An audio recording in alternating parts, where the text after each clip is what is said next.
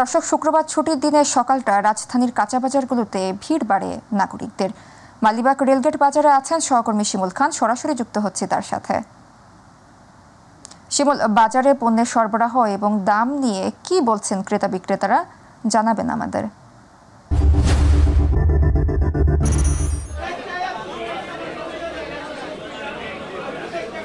সাবরিনা, আপনাকে ধন্যবাদ। আমি রয়েছি রাজধানীর মালিবাগ রেলওয়ে কাঁচা বাজারে। এখানকার যে সবজিগুলো রয়েছে সেই সবজিগুলোর দাম খানিকটা বৃদ্ধি পেয়েছে, সেই সাথে মাছের দামও বৃদ্ধি পেয়েছে। আমরা এখানকার ব্যবসায়ীদের সাথে কথা বলেছি, আমরা কথা বলে যতটুকু জানতে পেরেছি তারা বলছেন আসলে গত কয়েকদিন থেকে টানা বৃষ্টির কারণে কিন্তু আসলে মাছ সহ অন্যান্য পণ্যর যে দামগুলো রয়েছে সেটি বৃদ্ধি পেয়েছেন। আমরা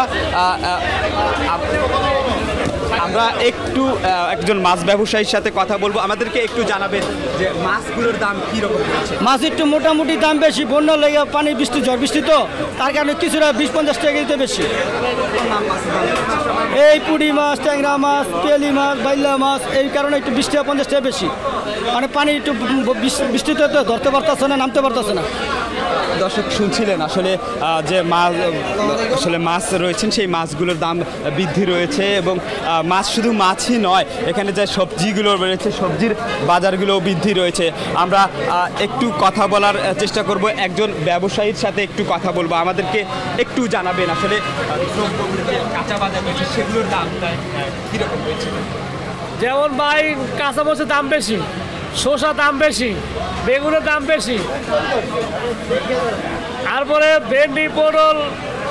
ভেন্ডি পটল চিচিঙ্গা এগুলো আগের দামে আছে। গত সপ্তাহে এই সপ্তাহে কাঁচা মরিচ 1 কেজিতে 200 টাকা বেশি, শসা 1 কেজি 20 টাকা বেশি, বেগুন 1 কেজিতে 30 টাকা বেশি, আর পটল ভেন্ডি এগুলো আগের দামে ছিল 60 টাকা 50 টাকা, এখন 60 টাকা 50 টাকা আছে। শুনছিলেন আমরা আসলে দামগুলো বৃদ্ধি পেয়েছে, একটু আমাদেরকে জানাবেন আসলে বাজার দরগুলো কেমন দেখছেন। বাজার দর যেরকম মনে হচ্ছে তাতে এই খুচরা এবং পাইকারি বিক্রেতারা ক্রেতাদের কাছ থেকে ন্যায্য মূল্যের চেয়ে তারা অনেক বেশি টাকা নিচ্ছে। এটা আমি নিজে বাজার করছি এবং আমি আর নিজের এটা উপলব্ধি।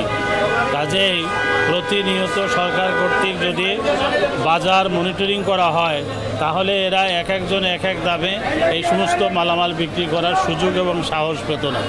কাজেই আপনাদের মাধ্যমে আমি সরকারের কাছে এই অনুরোধ রাখতে চাই, বিশেষ করে শিল্প এবং বাণিজ্য মন্ত্রণালয়ের কাছে, যে প্রতিনিয়ত বাজার মনিটরিং করার জন্য এবং ভোক্তা অধিকার পরিষদ যারা আছে তারাও যেন প্রতিনিয়ত বাজার মনিটরিং করে, তাহলে এরা স্বেচ্ছাচারিতা অবলম্বন করে বাজারে দ্রব্যমূল্যের দাম।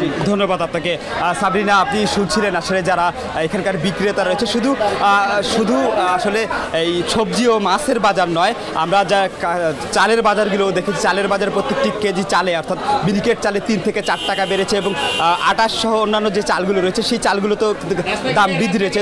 গরুর মাংসে কিন্তু একটু স্বস্তি বিরাজ করছে, গরুর মাংস আসলে কেজি থেকে 20 থেকে 40 টাকা কমেছে, এমনটি কিন্তু আমাদেরকে ব্যবসায়ী জানিয়েছেন। শিমুল, আপনাকে ধন্যবাদ।